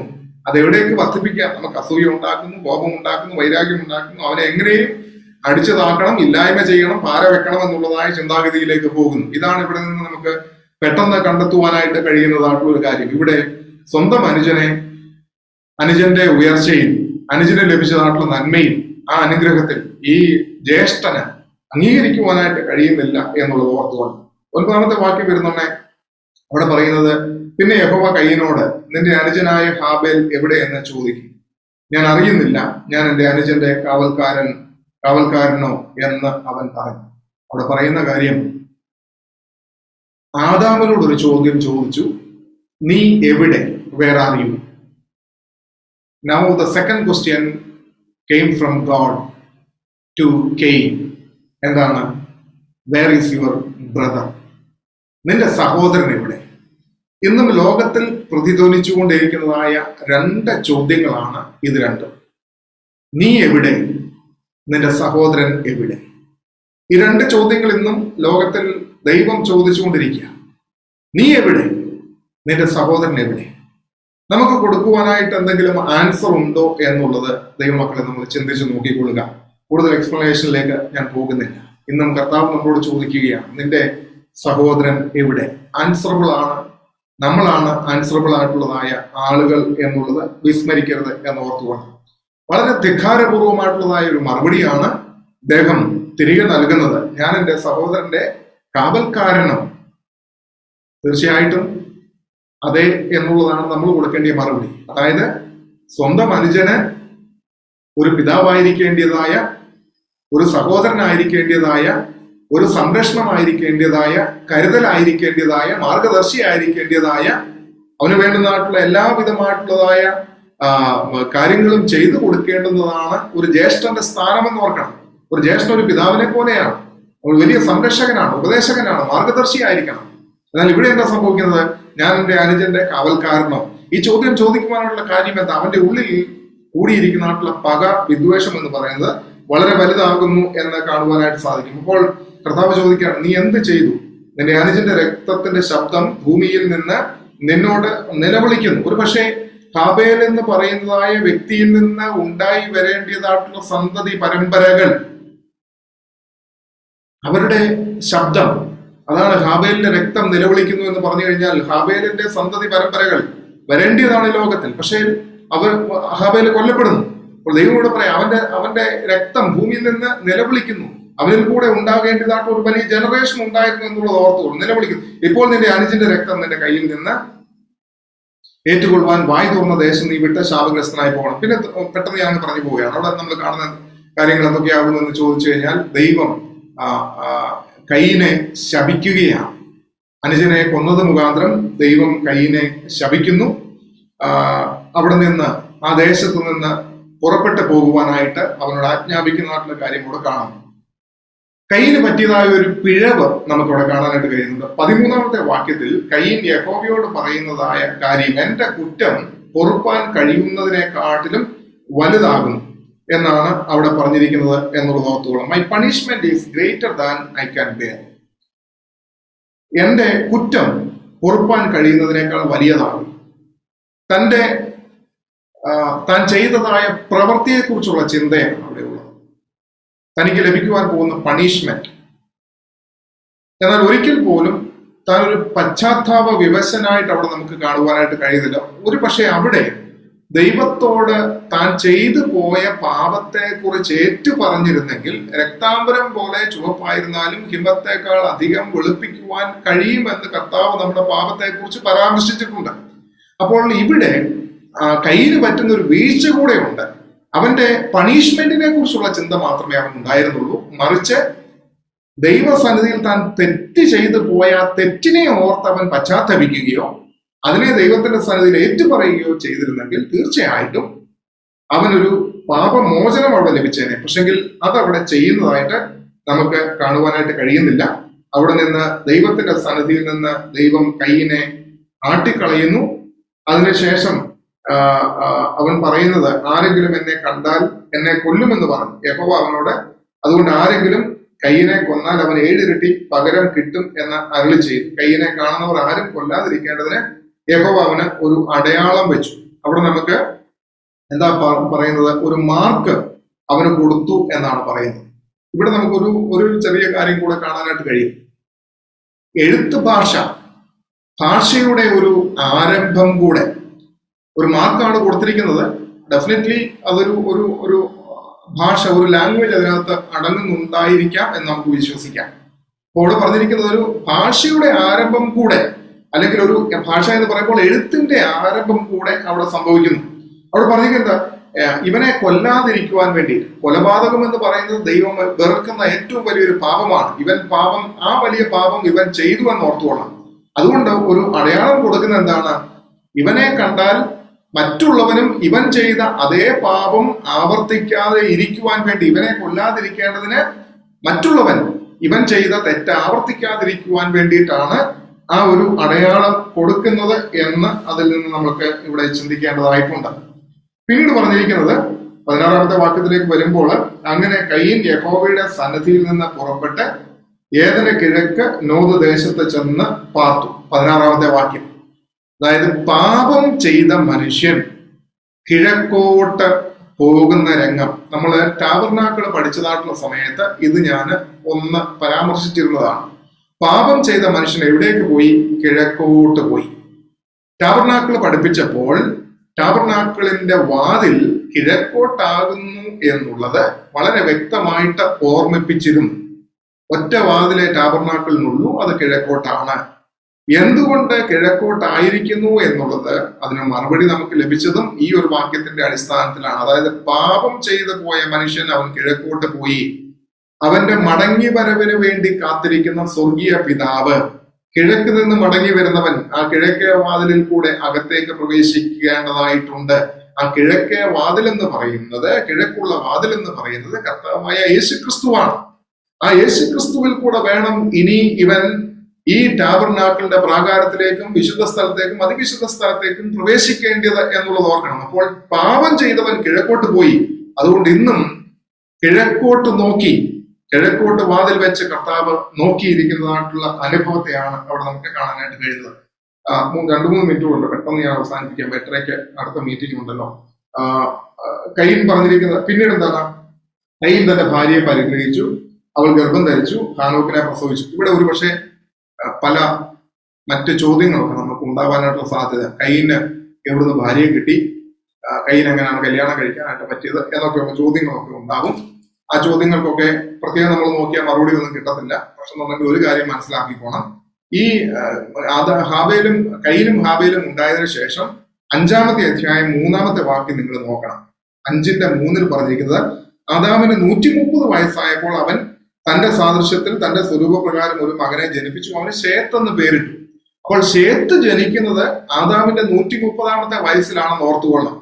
അങ്ങനെയാണെങ്കിൽ ഈ 130 വയസ്സ് വരെ ഉള്ളതായ ആ ഒരു കാലഘട്ടത്തിൽ ആദാമിന് ഒരുപാട് മക്കളും അവരുടെ തലമുറകളും ഒക്കെ ഉണ്ടായി കാണും. ഇതെല്ലാം ബൈബിളിനകത്ത് ഒരുപക്ഷെ രേഖപ്പെടുത്തിയിട്ടില്ല എന്നാണ് നമ്മൾ വിശ്വസിക്കേണ്ടത്. അതുകൊണ്ട് തന്നെ ബൈബിളിനെ അവിടെ നമ്മൾ സംശയിക്കേണ്ടതായിട്ടുള്ള കാര്യങ്ങളില്ല. എല്ലാ തലമുറകളെയും ഒരുപക്ഷെ ഇതിനകത്ത് പരാമർശിച്ചിട്ടുണ്ടാവില്ല എന്ന് മാത്രം നമ്മൾ ചിന്തിച്ചാൽ മതി. അപ്പോൾ അവിടെ ഒരു സന്തതി പരമ്പര ഉണ്ടായിട്ടുണ്ട്. അങ്ങനെ കയീൻ തന്റെ ഭാര്യയെ പരിഗ്രഹിച്ചു, അവർ ഗർഭം ധരിച്ചു, ഹാനോക്കിനെ പ്രസവിച്ചു. അവൻ ഒരു പട്ടണം പണിതു, ഹാനോക്ക് എന്ന് തന്റെ മകന്റെ പേരിട്ടു. അപ്പൊ ഞാൻ മുമ്പേ ഓർമ്മിപ്പിച്ചല്ലോ, നാഗരികതയിലേക്ക് പ്രവേശിക്കുകയാണ്, സിവിലൈസേഷനിലേക്ക് പ്രവേശിക്കുകയാണ്. ഹാനോക്ക് കയീൻ ഒരു പട്ടണം പണിയുവാനായിട്ട് ഇടയായി തീർന്നു. പട്ടണം പണിതിട്ട് തന്റെ മകന്റെ പേര് പട്ടണത്തിന് കൊടുക്കുന്നതായിട്ടുള്ള രംഗം നമ്മളവിടെ കാണുന്നു. പിന്നീട് പറയുന്നത് എന്താണ്? ഹാനോക്കിന് ഈരാദ് ജനിച്ചു, ഈരാദ് മെഹൂയയേലിനെ ജനിപ്പിച്ചു, മെഹൂയയേൽ മെഥൂശയേലിനെ ജനിപ്പിച്ചു, മെഥൂശയേൽ ലാമക്കിനെ ജനിപ്പിച്ചു. ലാമക്ക് 2 ഭാര്യമാരെ എടുത്തു. ഞാൻ ഓർപ്പിച്ചല്ലോ, ബഹുഭാര്യ സമ്പ്രദായം ആരംഭിക്കുകയാണ്. ലാമക്കിന്റെ കാലം മുതൽ ബഹുഭാര്യ സമ്പ്രദായം ആരംഭിക്കുന്നു. ഒരുത്തിക്ക് സില്ല, മറ്റവൾക്ക് ആദ, ഒരുത്തിക്ക് സില്ല എന്ന പേര്. ആദ യാബാലിനെ പ്രസവിച്ചു. അവൻ കൂടാരവാസികൾക്കും പശുപാലകന്മാർക്കും പിതാവായി തീർന്നു. അതായത് കൂടാരവാസി പശുപാലകന് പിതാവ്, ടെൻ മേക്കറായിട്ട് മാറുന്നു.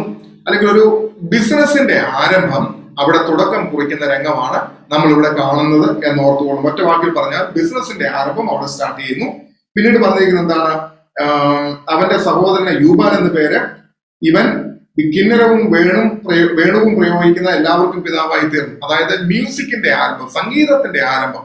സംഗീതത്തിന്റെ ആരംഭത്തോടുകൂടി എന്ത് സംഭവിക്കുകയാണ്? സകലവിധമായിട്ടുള്ള എന്റർടൈൻമെന്റുകളുടെയും ഇന്ന് നമ്മൾ കാണുന്നതായ സകലവിധ മ്യൂസിക്കിനോടനുബന്ധിച്ചുള്ള സകലവിധ എന്റർടൈൻമെന്റുകളുടെയും കാര്യങ്ങൾ ആരംഭിക്കുന്നത് ഇവിടെയാണ് എന്നുള്ളത് ഓർക്കണം.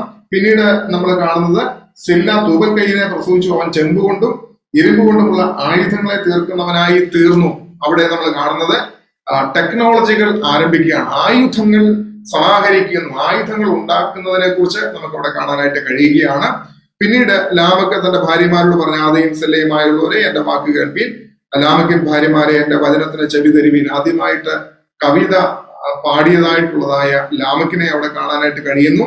എന്റെ മുറിവിന് പകരം ഞാൻ ഒരു പുരുഷനെയും എന്റെ പരിക്കിന് പകരം ഞാൻ ഒരു യുവാവിനെയും കൊല്ലും. ഒരു താനും എന്താണ് കൊലപാതകനായിട്ട് മാറിയിരിക്കുന്നതായിട്ടുള്ള അനുഭവത്തെ അവിടെ നമുക്ക് കാണാനായിട്ട് കഴിയുന്നു.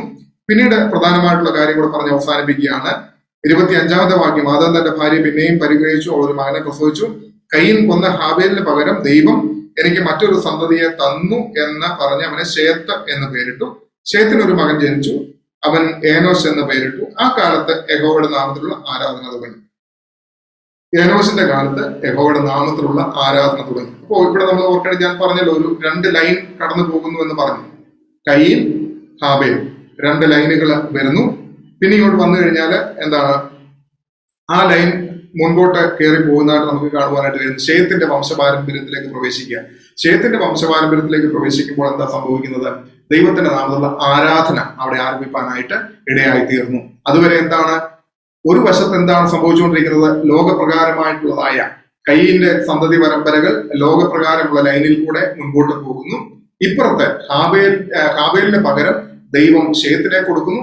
ആ ശേത്തിന്റെ വംശപാരമ്പര്യം ഇങ്ങോട്ട് പ്രവേശിക്കുന്ന സമയത്ത് ദൈവത്തോടുള്ള ബന്ധത്തിൽ ആരാധനയുടെ അനുഭവം. അപ്പോൾ ലൗകികമായിട്ടുള്ള അനുഭവത്തിൽ കൂടെ ഒരു ലൈൻ പോകുന്നു, ഇപ്പുറത്തെ ലൈൻ ദൈവത്തോടുള്ള ബന്ധത്തിൽ ആത്മീയമായിട്ടുള്ള നിലയിലും അവിടെ പോകുന്നതായിട്ട് നമുക്ക് കാണുവാൻ കഴിയുന്നു. ആ ലൈൻ ഇപ്പോഴും പിന്തുടർന്നുകൊണ്ടേയിരിക്കുന്നു. ഇന്നത്തെ തിരുവചന പഠന ധ്യാനം ഞാനിവിടെ അവസാനിപ്പിക്കട്ടെ. 4-ാമത്തെ അധ്യായത്തിൽ നിന്ന് നമ്മൾ കണ്ടതായ കാര്യങ്ങൾ ഒരു പ്രാവശ്യം കൂടെ കവിവാചകത്തിൽ ഞാൻ ആദ്യം പറഞ്ഞത് വീണ്ടും ഓർമ്മിപ്പിക്കുകയാണ്.